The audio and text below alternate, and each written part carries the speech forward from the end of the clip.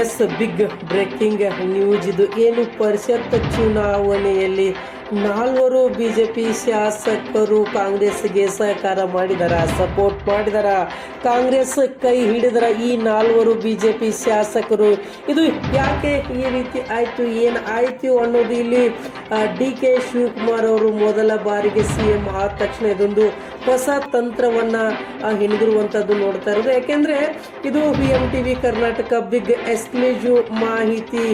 BJP ಅಧಿಕಾರದಲ್ಲಿ ಇದ್ದು BJP ಶಾಸಕರಾಗಿ ಈಗ ಕಾಂಗ್ರೆಸ್ಗೆ ಕೈ ಹಿಡಿದಿರೋದು, ಕಾಂಗ್ರೆಸ್ಗೆ ಬೆನ್ನು ಹಿಂದೆ ನಿಂತಿರೋದು ಈ ಚುನಾವಣೆಯಲ್ಲಿ. ಅಂದ್ರೆ ಇದು VMTV ಕರ್ನಾಟಕ ಬಿಗ್ ಎಕ್ಸ್ಕ್ಲೂಸಿವ್ ಮಾಹಿತಿ ಅಂತ ಹೇಳ್ಬೋದು. ಏನು ಪರಿಷತ್ ಚುನಾವಣೆಯಲ್ಲಿ ನಡೀತಾ ಇರುವ ಈ ಚುನಾವಣೆ ಮತಗಟ್ಟೆಯಲ್ಲಿ ಅಡ್ಡ ಮತದಾನ ಮಾಡಿರುವ 4 ಬಿಜೆಪಿ ಶಾಸಕರು ಇದು ಯಾವ ರೀತಿ ಆಯ್ತು, ಏನಾಯ್ತು ಅನ್ನೋದು ವಿಶೇಷವಾಗಿ ನಾವು VMTV ಕರ್ನಾಟಕದಲ್ಲಿ ಬಿಗ್ ಮಾಹಿತಿಯನ್ನು ಕೊಡ್ತಾರೆ. ಆದರೆ ತಾವು ದೃಶ್ಯದಲ್ಲಿ ನೋಡ್ತಾ ಇದ್ದೀರಾ, ಯಾರೆಲ್ಲ ಶಾಸಕರು ಕಾಂಗ್ರೆಸ್ಗೆ ಮತವನ್ನ ನೀಡಿದರು, ಅಡ್ಡ ಮತದಾನ ಮಾಡಿದರು ಅನ್ನೋದನ್ನು ಕೂಡ VMTV ಕರ್ನಾಟಕದಲ್ಲಿ ಈಗ ನೇರವಾಗಿ ತಿಳಿಸ್ತಾ ಇರುವಂತದ್ದು. ಯಾಕೆಂದ್ರೆ ಇದು VMTV ಕರ್ನಾಟಕ ಬಿಗ್ ಎಕ್ಸ್ಕ್ಲೂಸಿವ್ ಮಾಹಿತಿ ಅಂತಾನೆ ಹೇಳ್ಬೋದು. ಯಾಕೆ ಈ ರೀತಿ ಆಯ್ತು ಅನ್ನೋದು, ಯಾಕೆಂದ್ರೆ ಇದು ವಿಜಯೇಂದ್ರ ಅವರ ರಾಜ್ಯಾಧ್ಯಕ್ಷದಲ್ಲಿ ಈ ರೀತಿ ಆಯ್ತಾ ಅನ್ನೋದನ್ನು ಕೂಡ ಒಂದು ವಿಶೇಷವಾದಂಥದ್ದು. ಜೊತೆಗೆ DK ಶಿವಕುಮಾರ್ ಅವರು ಮೊದಲ ಬಾರಿಗೆ CM ಆದ ತಕ್ಷಣನೇ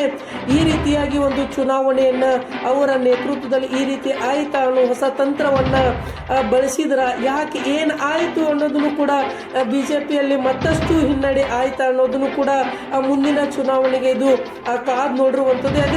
ಯಾಕೆಂದ್ರೆ ಎಲ್ಲೋ ಒಂದು ಕಡೆ ಏನೋ ಒಂದು ಒಳ್ಳೆ ಸಂಚು ನಡೀತಾ ಅಥವಾ ಬೇರೆ ವಿಚಾರಗಳು ಆಯ್ತಾ ರಾಜಕೀಯ ದಿನಮಾನದಲ್ಲಿ ಅನ್ನೋದನ್ನು ಕೂಡ ತಾವುಗಳು ನೋಡ್ಬೋದು. ಯಾಕೆಂದ್ರೆ ಇದು VMTV ಕರ್ನಾಟಕ ಬಿಗ್ ಎಕ್ಸ್ಕ್ಲೂಸಿವ್ ಮಾಹಿತಿ ಅಂತಾನೆ ಹೇಳ್ಬೋದು. ಈಗ ಎಲ್ಲ ಒಂದು ಕಡೆ ನೋಡಿದಾಗ ಬೇರೆ ಬೇರೆ ಬೇರೆ ವಿಚಾರಗಳನ್ನು ಮುಟ್ಟಿಸಿದಾಗ, ಆದ್ರೆ DK ಶಿವಕುಮಾರ್ ಅವರು ಬೇರೆ ರಾಜ್ಯದಲ್ಲಿ ನಾವು ಗೆಲ್ತೀವಿ, ಬೇರೆ ವಿಚಾರದಲ್ಲಿ ನಾವು ಬೇರೆ ಒಂದು ಚುನಾವಣೆ ಗೆಲ್ತೀವಿ, ಈಗ ನಾನೇ CM ಆಗಿದ್ದೀನಿ, ನನಗೆ ಗೆಲ್ಲೋದು ಬಹಳ ದೊಡ್ಡ ವಿಚಾರ ಅಲ್ಲ ಅನ್ನೋದು ಕೂಡ ಇದೊಂದು ಉದಾಹರಣೆ